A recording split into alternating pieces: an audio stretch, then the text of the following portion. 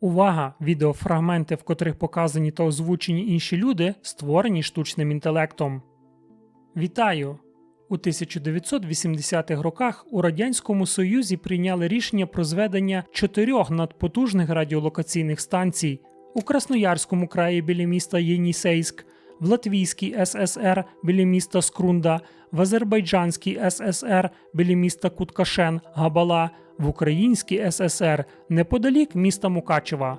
В той час РЛС «Шипка», що була розташована на околиці Мукачева, радіусом дій охоплювала лише Європу і Великобританію включно, а США залишалися в зоні її недосяжності. Саме тому нова надгоризонтна радіолокаційна станція Дар'ял-УМ «Печора», призначення якої раннє виявлення запуску балістичних ракет на відстані до 6 тисяч кілометрів, була покликана попередити про ракетний напад зі сторони США.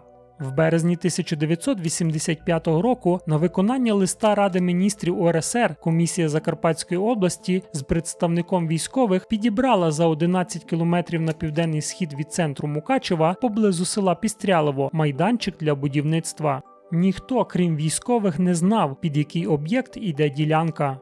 За 3 місяці прийняли рішення про виділення для будівництва рембази Міністерства оборони України 371 гектара землі посеред лісу, всього за кілометр від села. Тоді в Раді оборони СРСР уже був готовий типовий проект на зведення радіолокаційної станції біля Мукачева, а прив'язка на місцевості робиться недовго. Масштабне будівництво Пістрялівської РЛС розпочалося на початку 1986 року. Декілька тисяч військових і будівельників працювали в 3 зміни. На будівництві секретного об'єкта часто бували генерали з Москви. За 500 метрів від однієї споруди, яка мала позицію з передавальною антеною, зводили іншу споруду, в якій була позиція з приймальною антеною і один поверх якої, розміром із футбольне поле, розташовувався у землі.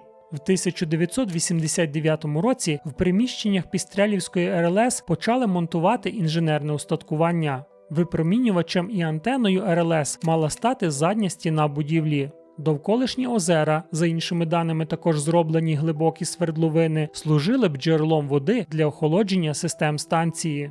Роботи проводилися на цілком таємному рівні. Та попри це, президент США Рональд Рейган при зустрічі з Михайлом Горбачовим на Далекому Сході спитав: «А що ви будуєте в лісі біля Мукачева на вашому західному кордоні?»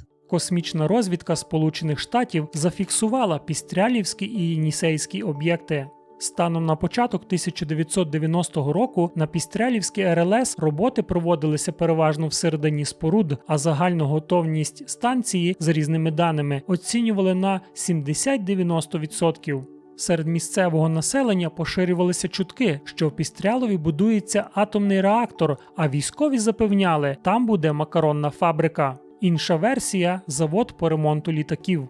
Коли про військове призначення незрозумілої для громадськості новобудови стало відомо достеменно, місцеві жителі влаштували масові акції протесту. Першими на сполох забили 2 мешканки Мукачево, активістки громадського об'єднання «Зелений світ» Євгенія Деркач та Любов Караванська. У період перебудови, в результаті акцій протесту, влада створила спеціальну комісію, до складу якої увійшли науковці з Академії наук СРСР. Вони дійшли висновку, що електромагнітне випромінювання РЛС не матиме шкідливого впливу на навколишнє середовище і на здоров'я людей. Тим не менше, такі висновки не переконали громадськість. У 1990 році під час перебування на Пістрялівській РЛС тодішнього керівника Закарпатської області Михайла Волощука і голови наукової комісії СРСР Євгена Веліхова розлючений натовп перекинув транспорт, що супроводжував поважних осіб. Наймасовіша акція протесту відбулася 29 травня 1990 року, коли мукачівці перекрили залізницю. Сесія Закарпатської обласної ради, між тим, прийняла рішення про припинення будівництва. Міліція перекрила доступ транспорту до військового об'єкта. 2 серпня 1990 року Верховна Рада прийняла постанову про мораторій на 5 років на будівництво надпотужних РЛС у межах території України. Тоді ж, розпорядженням Ради міністрів СССР, усі споруди незавершеного об'єкта мали бути законсервовані, а Міністерство оборони зобов'язали виконати рекультивацію ділянок лісу і земель, які постраждали під час будівництва. Відразу після припинення будівництва Михайло Волощук вніс пропозицію про використання приміщень Пістрялівської станції. Планувалося у двоповерховій споруді на першому поверсі розмістити підприємство по розливу мінеральних вод і виготовленню солодких напоїв. На другому, де є великі компресорні установки, організувати холодильник, де зберігати овочі і фрукти для населення області. Велику будівлю хотіли передати Академії наук України для станції космічних досліджень. Пізніше навіть була ідея створити тут тюрму. Пістрялівська РЛС мала 16 поверхів над землею, також говорять про 18 поверхів, і, як вигадують місцеві, стільки ж під землею, хоча реально, кажуть, під землею було 1-3 поверхи. Ще на початку 2000-х років можна було побачити споруду військового об'єкта в повний зріст. 2003 року рішенням Закарпатської обласної ради Пістрялівську РЛС передали в комунальну власність міста Мукачева. А Мукачівський міськвиконком уклав договір із підприємством «Донлом» демонтувати будівлі станції взамін за металобрухт.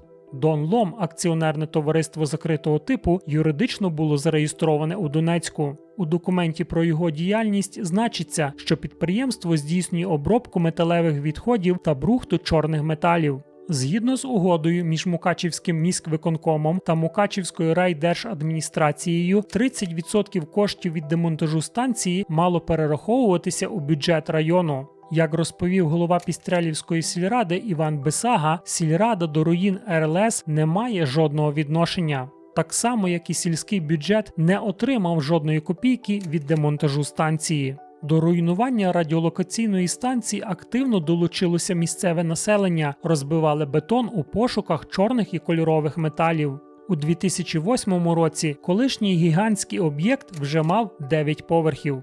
Шахта ліфта, який спускався також до підземних поверхів, повністю завалена будівельним сміттям, яке скидали, коли демонтували верхні поверхи.